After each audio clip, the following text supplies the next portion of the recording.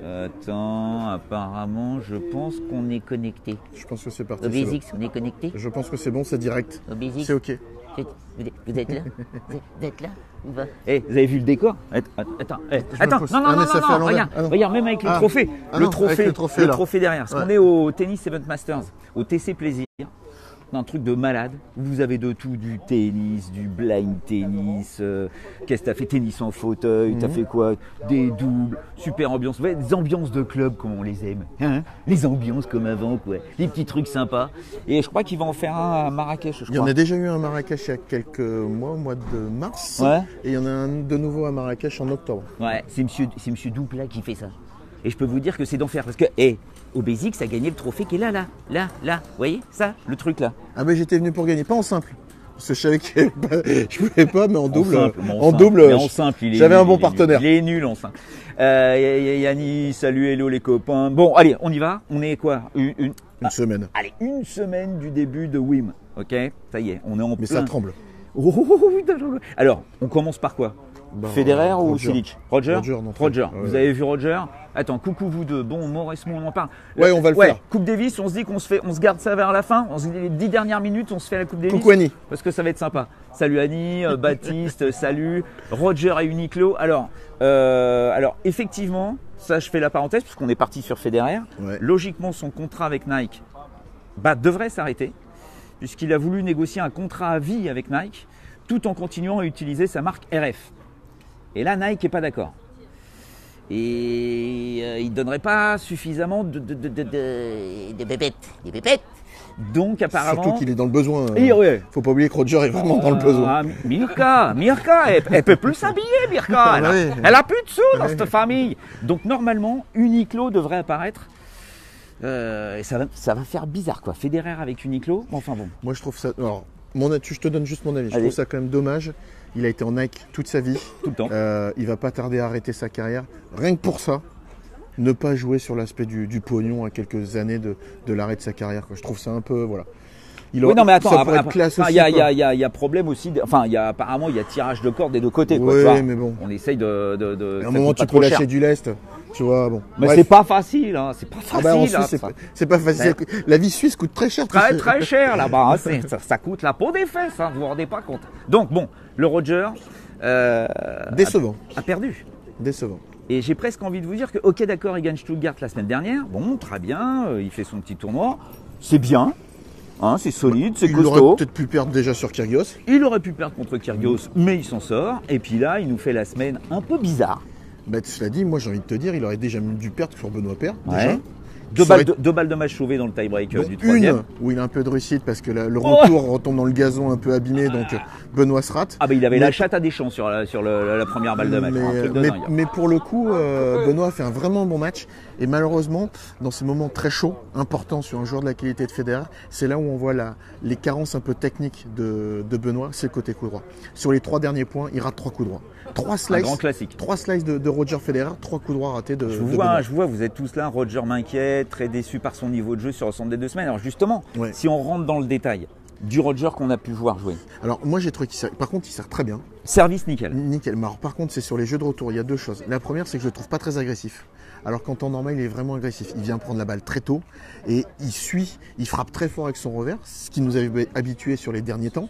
Et là, je l'ai trouvé très passif, slicer un maximum, ce qui découle que je trouve que physiquement, il est un petit peu lent. Parce qu'à partir du moment où tu es un peu plus fort physiquement, tu viens prendre la balle plus tôt. Tu peux frapper beaucoup plus fort avec ton revers à une main. Et là, si tu frappes beaucoup plus en slice, c'est que physiquement, tu es peut-être un petit peu moins bien. Et d'ailleurs, avec Juju, on regardait bien, et c'est vrai que son dernier pas sur le revers, c'est toujours un grand pas. Il ne fait pas les petits pas d'ajustement obligatoires. Après, il a ce talent-là et cette main-là qui lui permet d'accord, mais souvent bon. de compenser avec un revers à plat. Mais effectivement, de slicer, eh bien, ça veut dire que tu es un petit peu tendre physiquement. Il y a aussi une deuxième chose, c'est qu'on s'était habitué à un Roger Federer qui fait souvent du service volé. On l'a très peu vu faire du service volé sur cette semaine de Stuttgart. Et la dernière chose, c'est sur sa reprise d'appui et sur les volets. Moi, je trouve qu'il est un petit peu pâteau, un petit peu lent.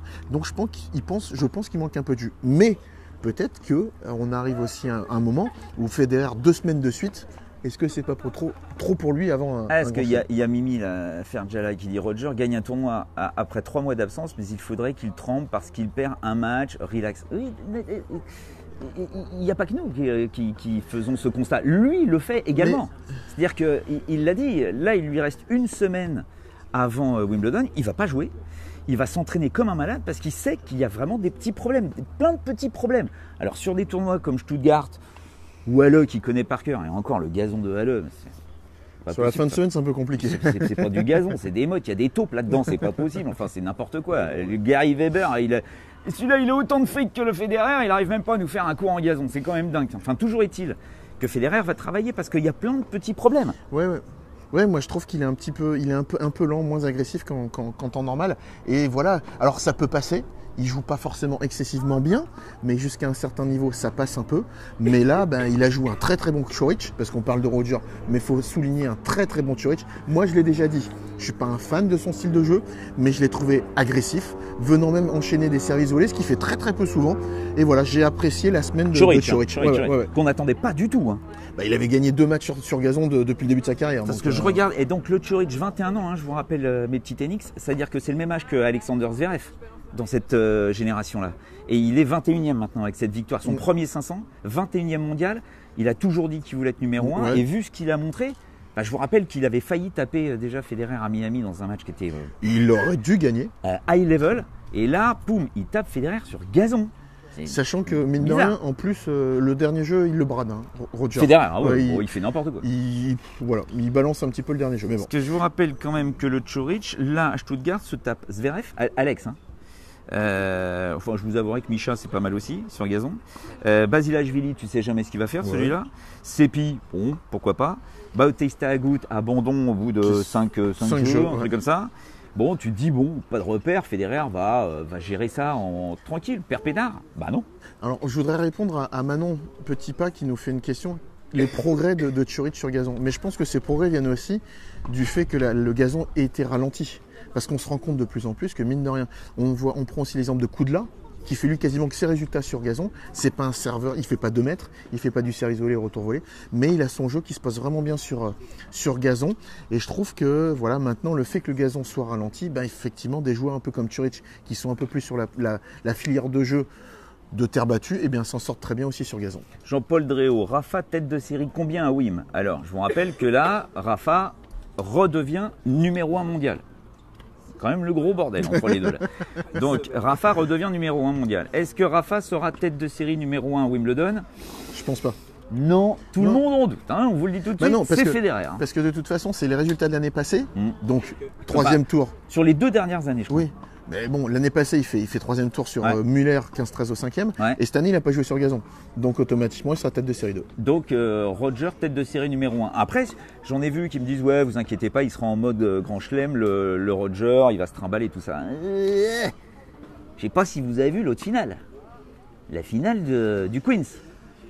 Alors là, tout de suite, je voudrais que tu me parles de Djokovic. Moi, je trouve qu'il Parce qu'il est pas mal quand même. Il joue de mieux en mieux. Il joue de mieux en mieux. Ouais. Je trouve vraiment qu'il reprend confiance. Et effectivement, le fait que le gazon soit un peu plus lent, ça lui permet, tu vois, de prendre plus de temps, de poser son jeu. Il a failli avoir un match piégeux hier contre Chardy. Il s'en sort parce que Jérémy servait extrêmement bien. Il a réussi à le contrer, même à le breaker. Ouais. Donc, je trouve vraiment qu'on retrouve du très très bon Novak Djokovic. Je pensais même le retrouver un petit peu avant, sur terre battue. Mais on le retrouve là sur gazon. Il avait dit limite, en sortant de son match contre Cecchinato, qu'il n'avait pas joué sur gazon. Il se retrouve là au Queens en faisant finale et en ayant une balle de match contre Cilic. Donc effectivement, notre ami Novak est plutôt pas mal à une semaine de Parce que Djoko, je vous rappelle, il bat Millman l'Australien, ensuite Dimitrov. Et c'était pas mal. C'était un Dimitrov comme ça. Ouais, encore, 25 fautes directes. Qu'est-ce que tu veux avec le Grigor. Je suis d'accord, mais 25 fautes directes, 8 fautes de Djokovic. Donc, m'énerve ce Dimitrov. Derrière, il bat Mana, et Chardy, je peux vous dire que fallait l'embêter le Chardy là. Sur les 3 semaines sur gazon, le Jérémy. Il a enchaîné sur Beaton. Finale Herto, il perd contre Gasquet et demi au Queens. D'ailleurs, petite parenthèse des Français. Donc on a Lucas Pouille qui nous a fait quoi? Qui nous a fait demi à Stuttgart. Il perd contre Raonic. On a eu Gasquet qui gagne Hertogenbosch et qui, comme Mal de d'habitude, dos. mal de dos après, donc il perd au premier tour. Et Chardy qui nous fait 3 semaines sur gazon de très haut niveau. Après, Adrian Manarino qui va défendre une finale à Antalya, mais effectivement derrière c'est un peu compliqué. Tsonga jouera pas. Non. Tsonga, donc pas de Wimbledon pour Tsongix. Ça veut dire qu'il sera hors du top, même pas top 50, puisqu'il est déjà hors du top 50. Tsonga est 55e. Mais celui qui va prendre cher, c'est Berdych, qui vient d'annoncer qu'il ne jouerait pas à Wimbledon, où il était demi-finaliste l'an dernier.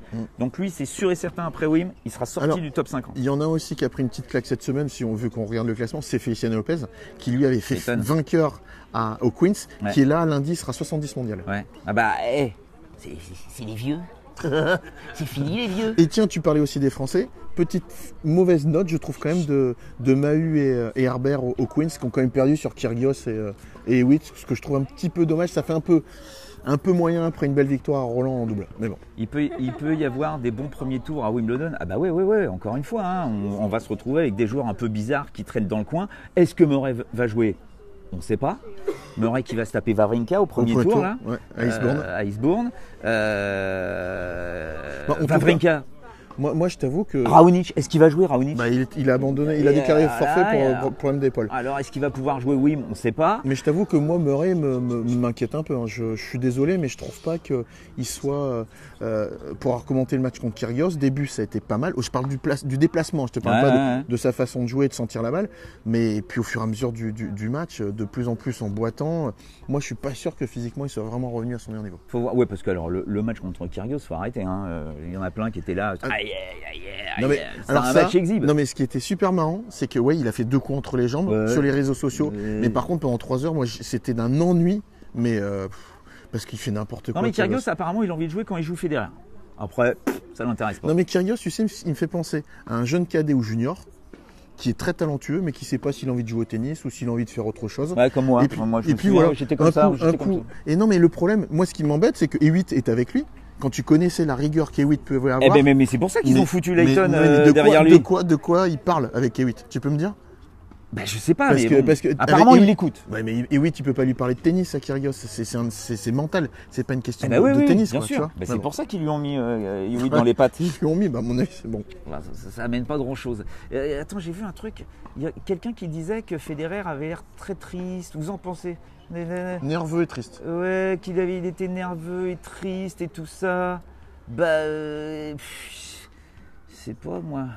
Nerveux un peu, mais après bon, ça fait partie du match. Il faut que je vous le dise parce que c'est vrai que ça commence à circuler pas mal là, en ce moment dans les couloirs du tennis.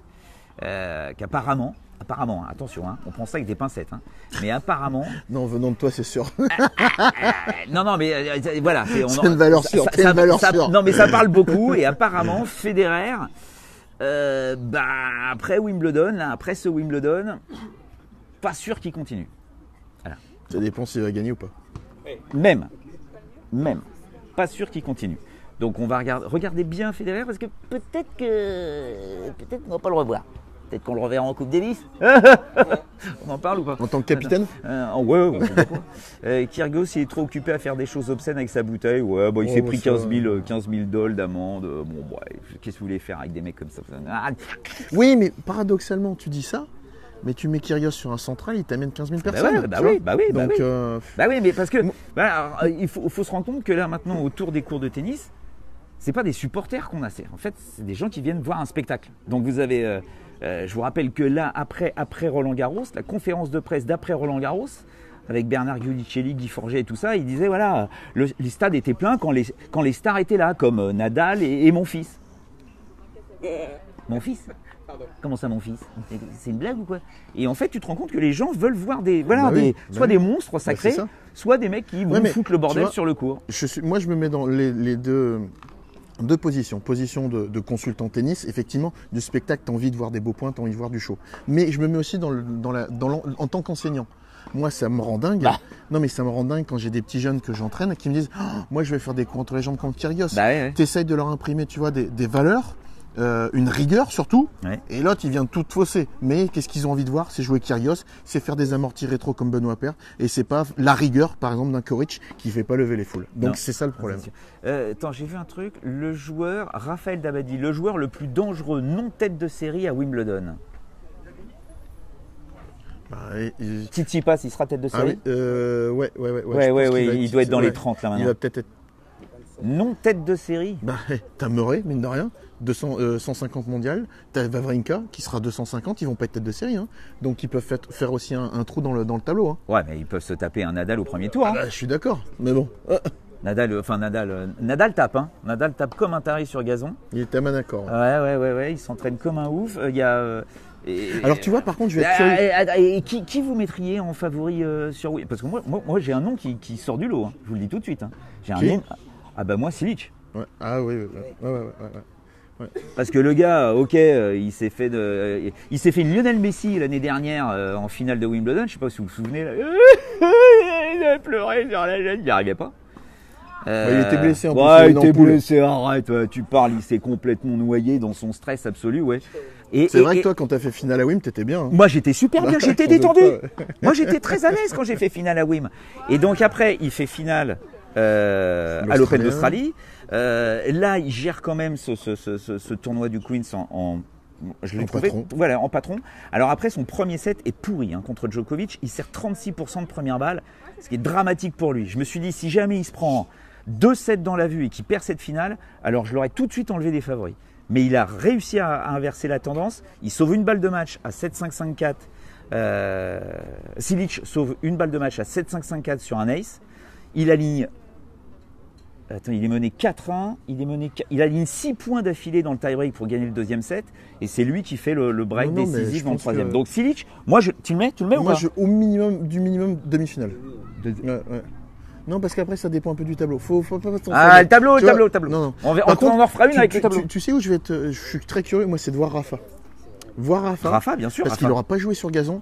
S'il a un match piégeux, tu vois, un espèce de Karlovic ou un gros serveur d'entrée, le fait qu'il soit très très loin de sa ligne de fond de cours pour relancer, ça peut être un piège pour Rafa. C'est quand qu'on connaîtra, pardon Le tableau, Emilien, non? les têtes de série. Jeudi, tirage est jeudi. C'est jeudi, on vous fait un truc, pas jeudi, il y a la Coupe du Monde le jeudi. Hein. Il y a des matchs tous les jours. Non mais le vendredi, non, parce qu'on finit les matchs de groupe jeudi soir. Non, c'est vrai que Donc t'es très vendredi foot soir. en ce moment. Oh, j'adore. J'ai vu ça. Ah, j'adore la Russie. Attends, qu'est-ce qu'il y a d'autre? T'es plutôt dans les bars au niveau de la Et vodka. Zverev, c'est vrai qu'on n'en parle plus du Alexander là. Il n'a pas été très bon là. Bon après, il a joué, il a perdu sur Coric au premier tour qui gagne le tournoi, mais c'était du Zverev quoi, un petit peu. Tiens d'ailleurs ils ont fait quoi en double? Ils ont gagné, ouais. Et Baptiste, demi possible pour un Français à Wimbledon? On joue sur l'herbe. On ne fume pas l'herbe. Un Français en demi à Wimbledon? Bah si tu casses les tibias de tous les mecs, ouais, je pense qu'on peut y arriver quand même. Demi un français non. Un Non, je suis demi. désolé. Non, je vois pas de. Je vois Ouais, pas de façon de mettre. Richard, putain, tu te borgnes le Richard, le Richie, pourquoi pas le Richie? S'il a pas mal au dos, ouais. Il a mal au dos, il est plus cher, merde, il n'y arrivera pas. Del Potro. Oui, bronze aux Jeux Olympiques de Londres, je suis d'accord, mais c'était pas un match en 5. Et je peux vous dire que ça a été un match compliqué pour lui. Ouais, mais il va faire au moins deuxième semaine, voire. Ouais, tu vois, ouais. il est tête de série et tu le vois au moins en quart, quoi. Ouais, Nadal capable de gagner Wimbledon. Ah ouais, Jonathan. Mais par contre, moi, vu qu'on parle de pas mal de joueurs, moi, il y en a un qui m'a vraiment fait plaisir cette semaine, mais qui a perdu un. Tsitsipas. Ouais, vraiment, j'ai vraiment aimé. Il est top celui-là. Ouais, j'ai vraiment aimé son style de jeu. Autant sur terre battue, il joue assez fort, assez loin de sa ligne, fort. Voilà, il joue du jeu de terre battue. Mais là, sur gazon, il est venu énormément au filet. Non, c'était vraiment super intéressant. Et je pense que dans les années à venir, sur gazon, il peut faire très très mal. Tanguy Soyer, un Chardy.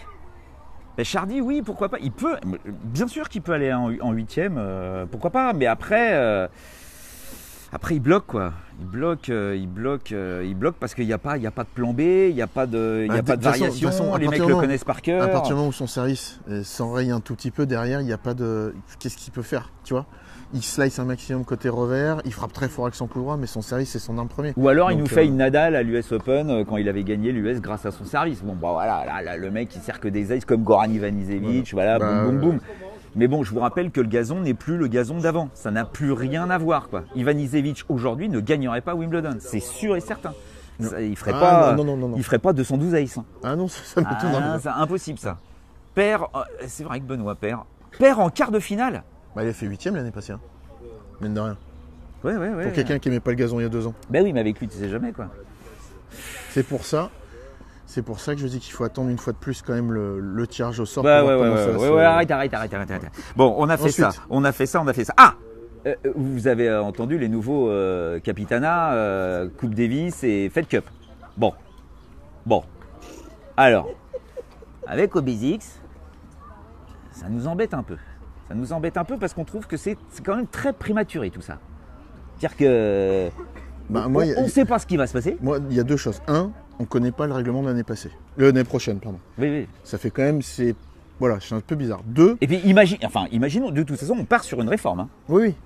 Sachez que ça y est, l'Assemblée générale de la Fédé a voté à 60% pour la réforme de la Coupe Davis. Donc, plus les autres, logiquement, ça va passer, quoi. Donc la Coupe Davis, comme on la connaît, vous l'oubliez. Donc ça, moi, le deuxième qui m'embête un petit peu, c'est vis-à-vis de, mine de rien, l'équipe actuelle et Yannick Noah.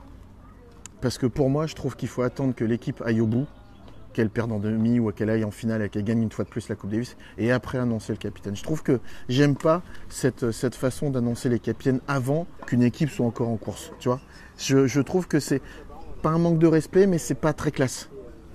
Et puis surtout, voilà, c'est la dernière de Yannick Noah. Je trouve ça un petit peu dommage qu'on annonce tout de suite Amélie Mauresmo. La troisième chose, est-ce que c'est réellement les joueurs aussi? Parce qu'avant, c'était souvent les joueurs qui décidaient d'eux. Est-ce que c'est pas aussi cette année la fédération qui a imposé en disant, ben voilà, ça sera un tel et ça sera pas un autre capitaine? Est-ce que tous les capitaines qui se sont proposés ont été écoutés aussi? Voilà, moi je trouve que c'est un petit peu bizarre. Maintenant, parce que déjà, quelle va être l'écoute des joueurs pour une Amélie Mauresmo? Qui, mine de rien, n'est pas énormément sur le circuit. Tu vois ce que je veux dire? Donc c'est Amé, hein, on rappelle bien évidemment, et elle l'a dit hein, quand elle a été nommée, après la conf de presse, elle a dit « j'ai une pensée pour Andy Murray », parce que si j'avais pas été appelé par Andy Murray, effectivement, je pense même pas qu'on aurait pensé à Amélie Mauresmo pour ce genre de rôle. Mais voilà, là elle l'est, on sait qu'elle a réussi à gérer ses émotions, et c'est quand même le nerf de la guerre en Coupe Davis, donc pourquoi pas, mais quel va être le rôle d'un capitaine avec le nouveau format? Ben c'est ça. Je vous rappelle que l'année prochaine… Est-ce qu'un capitaine va…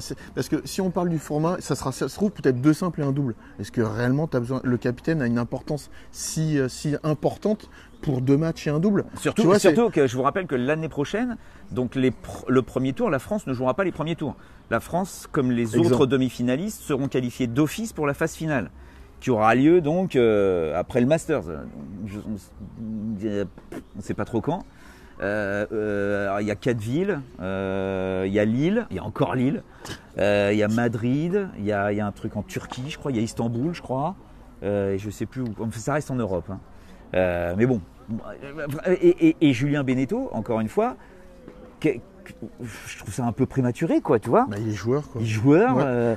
Et puis surtout, il est joueur, 1, et 2, pour le connaître un petit peu, je savais pas qu'il avait une fibre de tennis féminin. Voilà. Ouais, alors, je sais pas si vous vous souvenez de Nicolas Scudé aussi, je suis d'accord.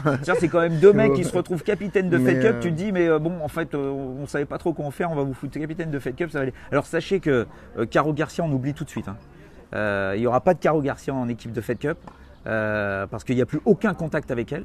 La Fédé l'a reconnue. Il n'y a plus aucun contact avec elle et en plus, elle n'a même pas repris une licence. Donc elle peut même pas être sélectionnée en équipe de France. De toute façon, il n'y a plus de contact avec elle. C'est fini, terminé, plié.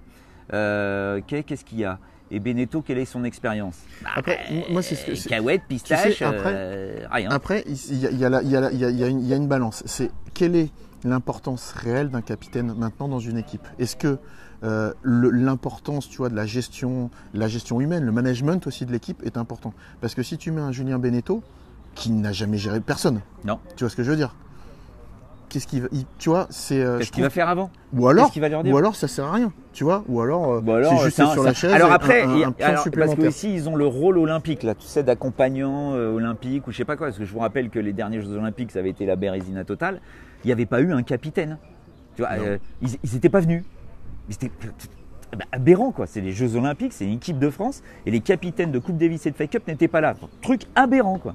Donc là, ça va être aussi leur rôle. Ils ont signé pour aller aux Jeux Olympiques en 2020 pour accompagner les équipes de France. Et youpi, super. C'est pas complètement logique, quoi. Enfin, genre, où est le truc, quoi. Ça Enfin, coule de source. on verra. Toujours est-il que par rapport. Ouais, on est parfait au niveau timing. On a quasiment fini. Attends. Je voulais juste vous dire un petit truc, parce que ça vient de sortir.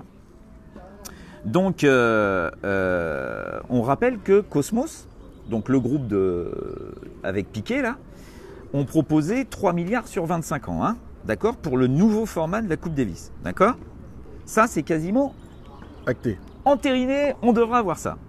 Sauf qu'ils se sont dit, merde, comment on pourrait faire pour que les meilleurs reviennent?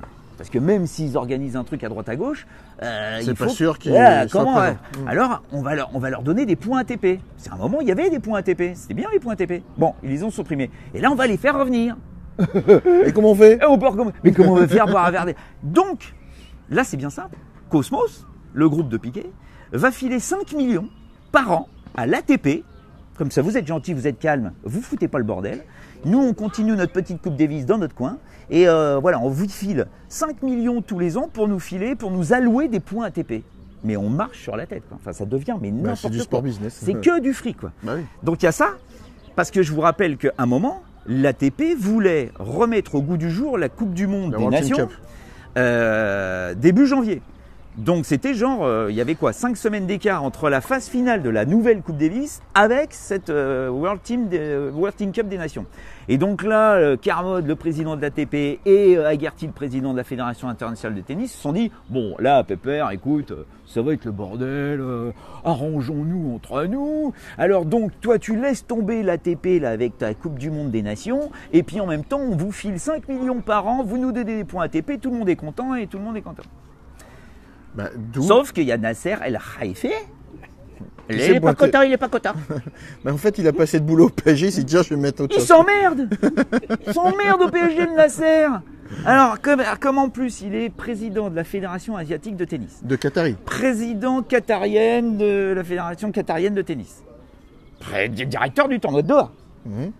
Lui, il vient d'arriver en disant, bon écoutez, moi, je vais remettre au goût du jour la Coupe du Monde de tennis, hein, pendant le tournoi de Doha. Donc on arrête le tournoi de Doha et je recrée la World Team Cup. Avec un petit peu de sous. Avec 30 millions de dollars. Oh, allez.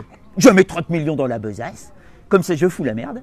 Et en même temps, bah, écoutez, si vous voulez qu'on s'accorde entre nous, bah, il va falloir me redonner un petit peu de pouvoir. Parce que Khelaifi, tennis, on s'en fout, quoi. Alors là, il n'est pas d'accord. On va où, là ? Bah, c'est du sport spectacle, sport business. C'est quoi tout. Ce bordel? Donc, alors, une chose, je vous en supplie, messieurs, arrêtez de parler de la Coupe Davis. On l'a fini cette année. Puis après, trouvez un autre nom, parce que ce ne sera pas la Coupe Davis. Trouvez un autre truc, je sais pas, Machine Afrique, Jackpot Vegas, je sais pas. Trouvez un truc, mais changez-moi ce nom. C'est tout? Oui. Bah, je suis bien énervé. On est là. Pas mal. Je suis bien énervé là. On a une remise des prix maintenant. Alors, remise des prix. J'ai un trophée à aller chercher. Oui, parce que. Alors, moi, j'ai rien gagné. Même au blind tennis, j'ai été nul. C'est terrible. On se revoit avant. Non, pendant WIM. Oh bah avant. Donc, semaine prochaine. Ah bah oui, vendredi soir prochain. Tirage au sort jeudi soir. Vendredi soir prochain, on vous donne l'heure. Tu peux, toi, vendredi soir ou pas? Bah, on verra. Ouais, j'essaye, on verra. Ah bon, je vous tiens au courant, puis je vous refais un peu de la Russie. Hein. J'ai un truc demain, je vais vous faire un truc sur la Coupe du Monde de Russie. Énorme. Hein? Das vidania, comme on dit là-bas. Allez, ok, sport business, ciao les amis. Oui, la Coupe Davis sera terminée. Vous ne faites pas de bisous, quoi. Rien, il n'y a pas un bisou. Ah, Wilfried, quand même, qui dit bonne soirée. Merci, Wilfried. Hein. Trophée Heineken, bien. Qu'est-ce que c'est que ça, trophée Heineken? C'est là où tu seras très fort. Allez, ciao les amis.